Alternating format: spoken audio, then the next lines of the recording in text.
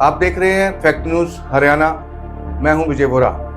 हरियाणा आसपास में आपका स्वागत है। शंभू बॉर्डर पर किसानों ने कल हरियाणा से होते हुए दिल्ली कूच करना था, पर हरियाणा पुलिस ने किसानों को बैरिकेडिंग लगा के रोका। आंसू गैस के गोले भी छोड़े गए। किसान पीछे भागते नजर आए। तो इस दौरान पुलिस ने अनाउंसमेंट भी की कि किसानों को कहा कि देश की संपत्ति को आप नुकसान ना पहुंचाएं। परमिशन अगर आपके पास है तो आप आगे जा सकते हैं, आपके पास परमिशन नहीं है तो हम आगे नहीं जाने देंगे। तमाम मुद्दों को लेकर बातचीत करेंगे। मेरे साथ मेरे सीनियर सहयोगी शमशेर चंदेल मौजूद है। शमशेर जी, बहुत बहुत स्वागत है। शमशेर जी, किसानों ने कल दिल्ली कूच करना था पर दिल्ली कूच नहीं कर पाए। अब किसानों ने बड़ा ऐलान किया है, केंद्र सरकार अगर बातचीत के लिए नहीं बुलाती तो कल फिर से किसानों का जत्था दिल्ली कूच के लिए जाएगा। देखो, दो तीन बातें वोरा साहब हुई है इसमें। एक तो कल जो सदन के पटल पे शिवराज सिंह चौहान की स्टेटमेंट है कि हम एमएसपी देंगे और जो कॉस्ट ऑफ प्रोडक्शन उसे 50% ज्यादा एमएसपी देंगे जी। किसानों तक ये बात पहुंच चुकी है, मगर फिर भी किसान जाना चाहते हैं। इसका मतलब कि लीगल गारंटी की जो बात है, एक तो वो, और क्या वो राजी है इस बात पे कि जो एमएसपी है वो कॉस्ट ऑफ प्रोडक्शन से 50% ज्यादा होना चाहिए? क्या इस बात पे राजी है कि उनको ज्यादा चाहिए? दो चीजें हैं। अब कल शंभू बॉर्डर में फंस गए थे, आंसू गैस के गोले वगैरह छोड़े गए। उसके बाद उससे पहले अंबाला डीसी ने कह दिया था कि भाई आप यहाँ से नहीं जा सकते जब तक आप दिल्ली पुलिस की परमिशन दो। हालांकि अब साथ में सरसा में जो दूसरी जगह है जाने की, दूसरी तरफ से जा सकते हैं जी, वहाँ भी धारा 163 लगी है जी। मतलब कि फायर आर्म्स वगैरह आप कैरी नहीं कर सकते, ये सारी चीजें। तो ऐसा लग रहा है कि अब किसान, जैसे आपने कहा कि कल की वेट करेंगे, कल देखेंगे, कल 12 बजे वो कूच करेंगे और कैसे करेंगे वो उन्होंने डिसाइड करना है। पर दिल्ली में पूरी तैयारी है। दिल्ली में टिकरी बॉर्डर पर पुलिस की तैनाती है।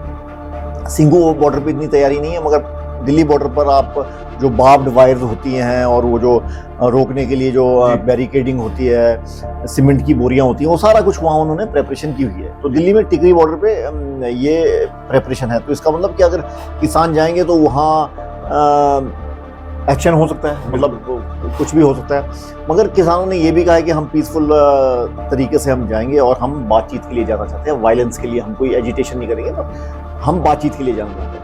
अब सरकार शायद एक हिंट दे रही थी, इंडिकेशन दे रही थी, जब शिवराज सिंह चौहान ने ये कहा कि भाई हम 50% ज्यादा एमएसपी देंगे कॉस्ट ऑफ प्रोडक्शन से। तो एक वो हिंट दे रही थी और किसानों को, मुझे लग रहा है कि किसानों ने कहा है कि भाई नहीं, हमें बातचीत करनी जी। और बातचीत में मतलब कि लिखित तौर पर उनको लीगल गारंटी है।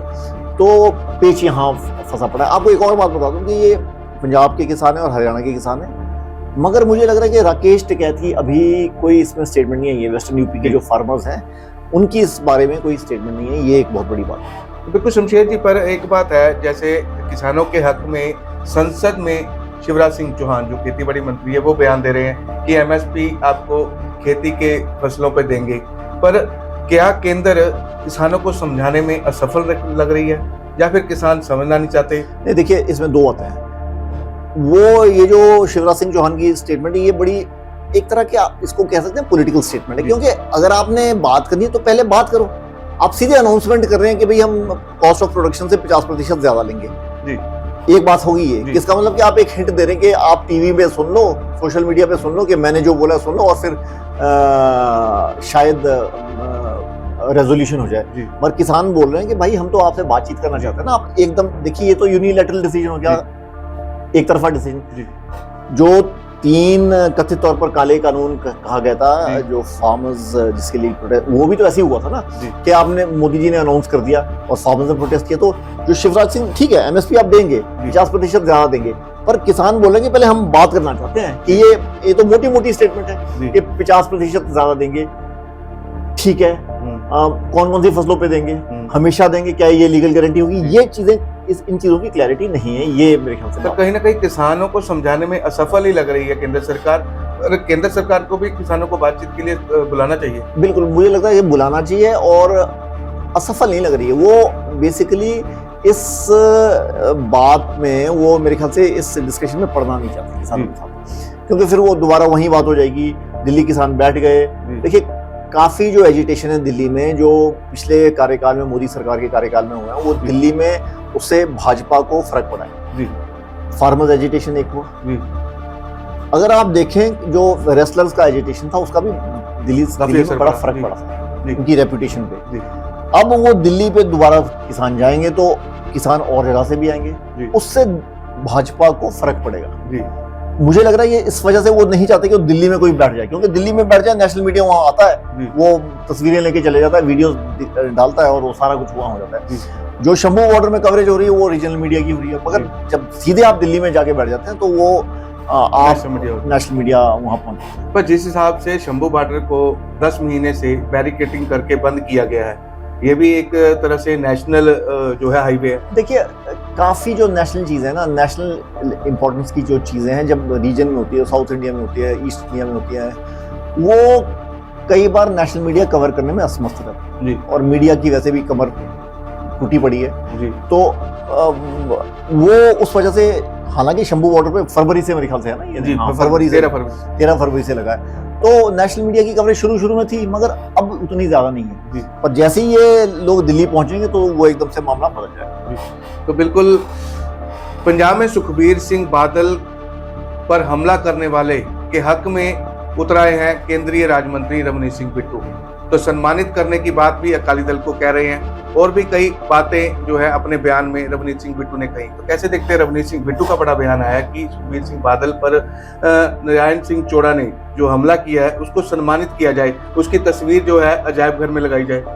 देखिए ये तो बड़ा तंज बड़ा बयान है जो रवनीत सिंह बिट्टू का है। रवनीत सिंह बिट्टू का आपको ऑडियंस को बता दें कि हमारे जो कि बैकग्राउंड ये है कि वो बेन सिंह जो फॉर्मर चीफ मिनिस्टर, जिनको 31 अगस्त 1995 को मारा गया था एक सुसाइड बॉम्बर द्वारा, उनके पोते हैं। ठीक है, तो अब उन्होंने कहा है कि भाई आप जो भी चरमपंथी है, सिख चरमपंथी है, खालिस्तानी तो नहीं कहेंगे हम, उनको आप ऑनर करते हैं हमेशा, आप बोलते हैं ये बहुत महान लोग हैं और ये है वो है, तो क्या आप नारायण सिंह चौड़ा को भी सम्मानित करेंगे? ये तंज भरा बयान है जी, बिल्कुल। क्या आप इनको भी सम्मानित करेंगे? वो पूछ रहे हैं, टटोल रहे हैं कि भाई आपने इतनी चीजें पहले की है, जितने भी चरमपंथी थे आपने उनको ऑनर किया है, गले मिले हैं, तो आप नारायण सिंह चौड़ा को भी ऑनर कीजिए, सम्मानित कीजिए। तो ये बड़ा तंज भरा बयान है जी।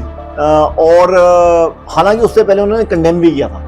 रवनीत सिंह बिट्टू ने कहा था, संवेदना जताई थी कि भाई ये इस तरह की जो अटैक है ये गलत है, इसकी बहुत ज्यादा इन्वेस्टिगेशन होनी चाहिए कि किस तरह का अटैक था, ये किसने करवाया, क्यों किया, सिर्फ नारायण सिंह चौड़ा ने किया या इसके पीछे किसी का हाथ है, तो वो भी उन्होंने कहा है। तो बिल्कुल अकाली दल की तरफ से भी हालांकि रवनीत सिंह बिट्टू के बयान की निंदा की जा रही है। तो इसी के साथ एसजीपीसी के जो अंतरिंग मेंबर हैं, उनकी कमेटी ने एक जत्थेदार ज्ञानी रघुवीर सिंह को मांग पत्र सौंपा है। उसमें नारायण सिंह चोड़ा के खिलाफ सख्त एक्शन लेने की बात की गई है कि पंथ से उसको अलग किया जाए। देखिए अब ये अब यहाँ बड़ा कॉम्प्लेक्स इशू हो जाता है कि अगर आप नारायण सिंह चौड़ा को पंथ से अलग करते हैं तो काफी ऐसे पुराने लीडर हैं, सेल्फ स्टाइल लीडर्स हैं पंजाब में, जिन्होंने ऐसी हरकतें की हैं पास में। अब उनको क्या एक्स कम्युनिकेट किया है, क्या पंथ से आपने अलग किया है? अब क्यों नारायण सिंह चौड़ा को करना? क्योंकि इन्होंने सुखबीर बादल को टारगेट किया है। ऐसे काफी लीडर्स है। अब जैसे बेन सिंह असैसिनेशन केस था, अब पर क्योंकि बेन सिंह पे लांछन ये था कि वो कांग्रेस के थे, और जब जो भी टेररिज्म का वक्त था पंजाब में, तो उन्होंने ना दाएं देखा ना बाएं, और वो मतलब वो देखिए उनके ऊपर और केपीएस गिल के ऊपर बेसिकली ये आरोप था कि इनकी वजह से जो काफी लोगों की निर्दोष लोगों की हत्या हुई है। तो अब चौड़ा साहब को कैसे देख रहे हैं, ये देखने वाली बात है। चौड़ा साहब का जो हाथ है वो बुरैल जेल ब्रेक में भी उनका नाम आया था। तो ये सारी बातें अब देखना होगा क्या होता है इसमें। तो बिल्कुल आज सजा के 5वें दिन सुखबीर सिंह बादल फतेहगढ़ साहिब में सेवा निभा रहे हैं। कड़ी सुरक्षा के बीच में केंद्रीय सुरक्षा भी जो है वो उनकी सुरक्षा में लगी हुई है। तो कैसे देखते हैं 5वां दिन सुखबीर सिंह बादल का आज सजा का चल रहा है, 8 दिन टोटल सजा भुगतनी है। देखिए अब मामला सेवा से ज्यादा अपॉलॉजी के बाद अब मामला ये है कि उनको सेफ और साउंड कैसे रखा जाए, कि बड़े अकाली लीडर हैं, फॉर्मर डिप्टी चीफ मिनिस्टर हैं, बड़े चेहरे हैं, कंट्रोवर्शियल फिगर भी है, जी बिल्कुल। क्योंकि वो इसलिए कंट्रोवर्शियल है कि आपने मान लिया कि डेरा सच्चा सौदा के चीफ को माफ़ी जैसा माना जा रहा था कि दिलाई है और आपने उसके लिए माफ़ी मांगी।